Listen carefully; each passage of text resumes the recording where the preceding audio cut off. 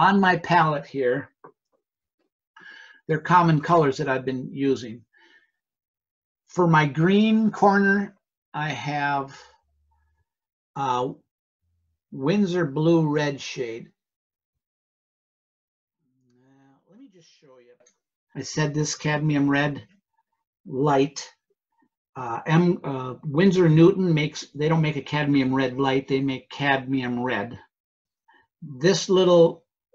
These two colors I use a lot to make a violet, and they are the same blue. This is Winsor Blue Red shade. And then I mix that with alizarin, permanent alizarin crimson, and I can make a violet. And if I'm making a nostril, I'm going to be using this because if I want to make a red inside of a mouth or inside of a nostril or inside of an ear, and I want it to be a really dark red, I can go everywhere between alizarin, or I can just make that alizarin a little darker and darker and darker, any darkness I want, all the way almost to a black. So that's why these two are kind of stuck together. And this is brown matter. I used to use that as a dark, but I'm not using that brown matter much anymore. And then I've mentioned these. And my darks, I have this huge puddle area that I use Payne's Gray. And that's kind of a really dark, dark blue. Sepia, which is a really nice brown. Brown. I like it better than burnt umbers. So Payne's Gray, most people are familiar with Payne's Gray. It makes a really dark green. And then my other one is, this is black. This is a neutral tint. And it really is if you want black something, it really makes a nice gray. Not gray hair gray. You could make it in gray hair gray, but I use different blends to make a gray hair gray. But so this is a dark blue, which is like Prussian, which is like Antwerp, which is like indigo, and it makes nice greens. And that's a dark brown sepia. So that anywhere in here, and then this is my go-to brown all the way to a brownish black. That's burnt sienna and ultramarine blue. And we talked about that the other day, how I can go all the way from a nice blue into that, all the way to a warm gray. So that's kind of rocks and brown hair, and I can control everywhere. Wood, tree trunks, can go anywhere between a light tree trunk to a dark tree trunk. So those two are definitely have to have and get real familiar with how they work, because they make the most wonderful browns, and they're the classic. Ultramarine blue and burnt sienna.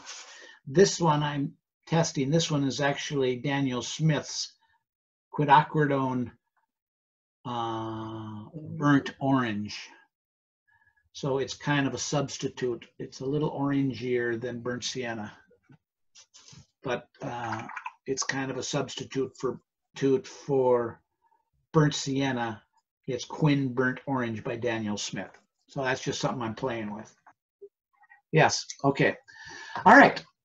What is it about this Winsor Blue Red shade, Bill? I'm sure you've all been wondering. And ultramarine blue. Let me show you something here. Let me just show you a little advanced tidbit here, because after all, it's the 5th week and you know everything there is to know about watercolor now. Okay, this is my ultramarine blue. I'll just mix up a little puddle of it here. It's all by itself in my little palette here because I like this blue. Ultramarine blue, this is Winsor Newton, is somewhat granular, not crazy granular, but somewhat granular. This Winsor blue red shade is not granular. It does not fill into the pores of the paper. They look really similar, and I hope you can kind of see. This is Winsor blue red shade. They also make a Winsor blue green shade that's pretty close. And here is ultramarine blue. They're pretty doggone close. Okay, now let me show you something about the difference and why I like Winsor blue red shade. Let's see if I can do this. It's at a little bit of an angle here.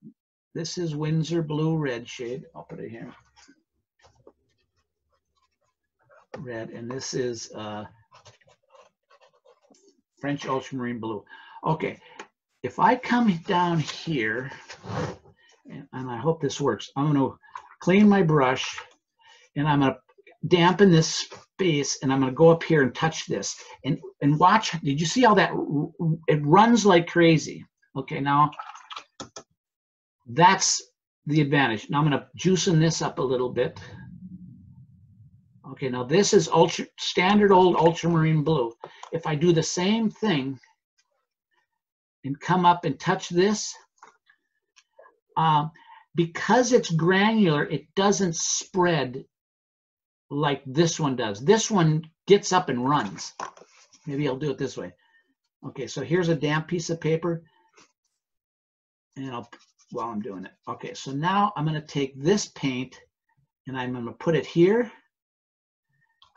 and then I'm going to try to do the exact same with ultramarine blue, and this one doesn't run on the surface of the paper. This one does. And because of that,